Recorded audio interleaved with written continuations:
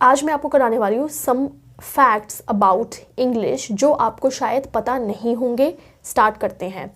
आपको पता है ये जो द है ना, ये हमारा एक आर्टिकल होता है जिसको हम कहते हैं डेफिनेट आर्टिकल, है ना। ये जो द होता है ये हमारा एक आर्टिकल होता है और इसको हम कहते हैं डेफिनेट आर्टिकल, क्योंकि हम द तभी लगाते हैं जब हम एक पर्टिकुलर चीज़ के बारे में बात कर रहे हैं जो हमें पता होता है। अब ये जो द है ये द भी होता है और दी भी होता है। अब कहाँ पे हम द बोलते हैं, कहाँ पे हम दी बोलते हैं, आज मैं आपको इस वीडियो में कराने वाली हूँ।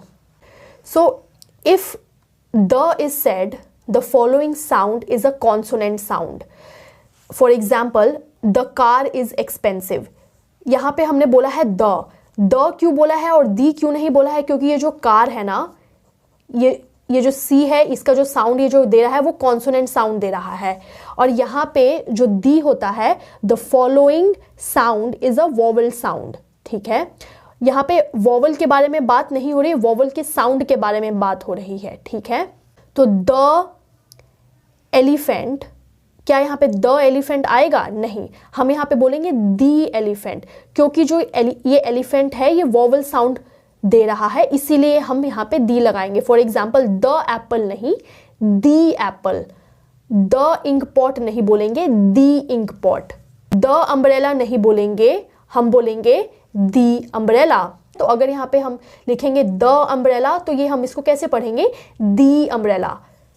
अब यहाँ पे देखिए, यहाँ पे होगा the banana, the pen, the book, the university, क्योंकि ये वोवल है। डिफरेंस देखिएगा, ये एक वोवल है लेकिन ये जो साउंड दे रहा है ये वोवल की नहीं दे रहा है, ये य की दे रहा है। जब ये द लगा होगा तो हम उसका जो फॉलोइंग वर्ड जब हम देखेंगे, ठीक है, द के बाद जो वर्ड आएगा वो कॉन्सोनेंट साउंड दे रहा है कि वोवल साउंड, उसी के हिसाब से हम इसको द पढ़ेंगे या फिर दी पढ़ेंगे। अब आपने देखा होगा कि हम कभी भी ना, जब मूवीज़ वगैरह हम थिएटर में देखने जाते हैं तो हम हमेशा इसको दी एंड पढ़ते हैं। कभी आपने सोचा था कि हम इसको हमेशा दी एंड क्यों पढ़ते थे और द एंड क्यों नहीं पढ़ते थे?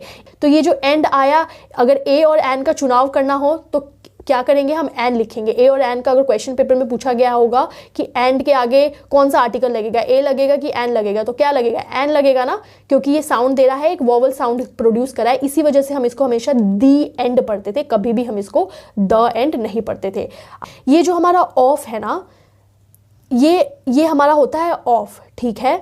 लेकिन हम इसको जब अकेले हम इसको पढ़ते हैं तो हम इसको ऑफ पढ़ेंगे, ठीक है। लेकिन जब हम इसको सेंटेंस में पढ़ते हैं ना तो ये होता है अ ग्लास ऑफ वाटर नहीं बोलते हैं हम इसको ऐसे बोलते हैं अ ग्लास ऑफ वाटर। कैसे बोलते हैं? अ ग्लास ऑफ नहीं बोलते हैं, अ ग्लास, ये ऑफ को खा जाइए, इसको खा जाइए, तो बोलेंगे a glass of water, a glass of water. Water बोल लीजिए, वाटर बोल लीजिए। मेरा थोड़ा सा एक्सेंट है ना, तो इस वजह से, थोड़ा एक्सेंट की वजह से मेरा थोड़ा सा निकल जाता है, बट ठीक है। अ ग्लास ऑफ वाटर, हम ग्लास ऑफ वाटर नहीं बोलते हैं, हम ग्लास ऑफ वाटर बोलते हैं।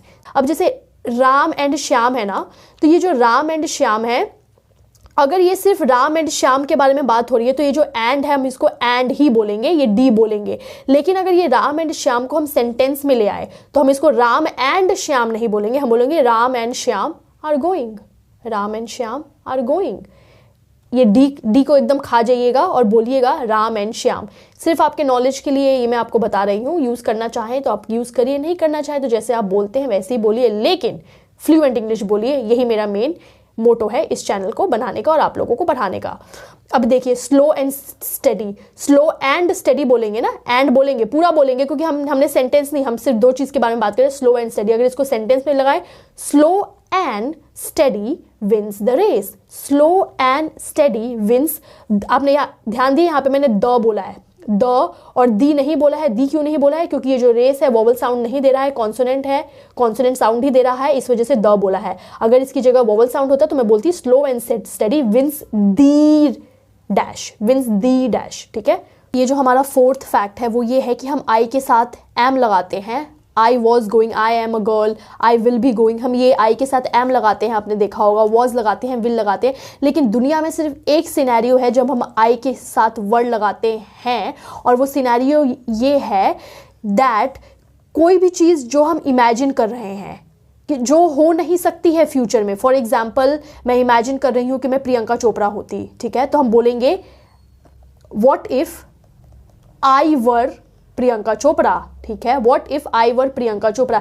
ध्यान रखिएगा गाइज, ये जो वर होता है ना, इस were it has nothing to do with the past. हम वर यूजुअली इंग्लिश लैंग्वेज में वर हम डिनोट करता है पास्ट टेंस को, लेकिन यहाँ पे जो वर है वो सिर्फ एक ही इंग्लिश लैंग्वेज में एक ऐसा सिनेरियो है जहाँ पे हम आई के साथ वर्ड लगाते हैं, और वो सिनेरियो है जब आप कुछ इमेजिन कर रहे होते हैं। ये कभी हो नहीं सकता है, but you are just imagining. For example, अगर मैं उसका नौकर होता, if I were his servant, मैं इमेजिन कर रही हूं, और ये प्रेजेंट के बारे में बात हो रही है। प्रेजेंट के बारे में बात हो सकती है या फ्यूचर के बारे में बात हो सकती है। प्रेजेंट में रह के मैं फ्यूचर के बारे में बात कर रही हूं, ये कभी भी पास्ट नहीं हो सकता है, ठीक है। अगर मैं उसका नौकर होता, यदि मैं ये होता, काश मैं ये होता। जब भी ऐसे सेंटेंसेस हम लोगों को इंग्लिश में जब हम ट्रांसलेट करते हैं तो इसकी जगह हम लगाते हैं I were. Always remember guys, either it will be present or it will be future, और वो भी हाइपोथेटिकल सिचुएशन होगा जो कि ऐसा कुछ एग्जिस्ट करता नहीं है, लेकिन हम बोलते हैं अगर मैं प्रियंका चोपड़ा होती। मैं कभी प्रियंका चोपड़ा बन सकती हूँ, वैसे मुझे बनना भी नहीं है। I am very happy with what I am, but I am just giving you an example to make it very clear to you that मैं कभी प्रियंका चोपड़ा नहीं बन सकती हूँ, ठीक है। प्रियंका चोपड़ा एक अपनी अलग आइडेंटिटी है उसकी, और दिव्या सिंह की एक अपनी अलग आइडेंटिटी है, बट मैं कभी प्रियंका चोपड़ा बन ही नहीं सकती हूँ। तो इसी वजह से मैं प्रेजेंट के बारे में बात करी कि अगर मैं काश मैं प्रियंका चोपड़ा होती, या अगर मैं प्रियंका चोपड़ा होती। ऐसे ही सिनेरियोज में जो कभी पॉसिबल नहीं हो सकता, हम आई के साथ वर्ड लगाते हैं। बस यही एक सिनेरियो है जहां हम आई के साथ दुनिया में वर्ड लगाएंगे। बाकी सारे सिनेरियोज में मैंने आपको ऊपर बताया, आई के साथ एम लगता है, वॉज लगता है, विल लगता है। अब एक और सिनेरियो है जहां पे आई के साथ इंग्लिश लैंग्वेज में इज भी लगता है। वो कौन सा सिनेरियो है? जब हम इस आई के बारे में जब हम बात करेंगे ना, तो ही वो सिनेरियो है जिसमें हम आई के साथ इज लगाते हैं। फॉर एग्जाम्पल, अगर हम आई के बारे में बताएंगे, for example I is a big letter, I के बारे में बात हो रही है ना कि ये जो आई है ये बिग लेटर है, आई है स्मॉल लेटर है। तो जब भी हम इस आई के बारे में बात करेंगे तो ही एक ऐसा सिनेरियो है जिसमें हम इज को लगाते हैं। अब एक और एग्जाम्पल से समझते हैं। I is the 9th letter in English language, ठीक है। तो आई के बारे में बात हो रही है ना, आई इज द, इसीलिए हमने इज लगाया। सो ये कुछ कूल फैक्ट्स थे जो इंग्लिश लैंग्वेज के बारे में जो मुझे आप लोगों को बताने थे। कमेंट्स में बताइए आप लोगों को ये बातें पता थी या नहीं थी, और जिनको पता थी वो भी बताइए, और जिनको नहीं पता थी वो भी बताइए। मैं आपको अपनी अगली वीडियो में मिलूंगी।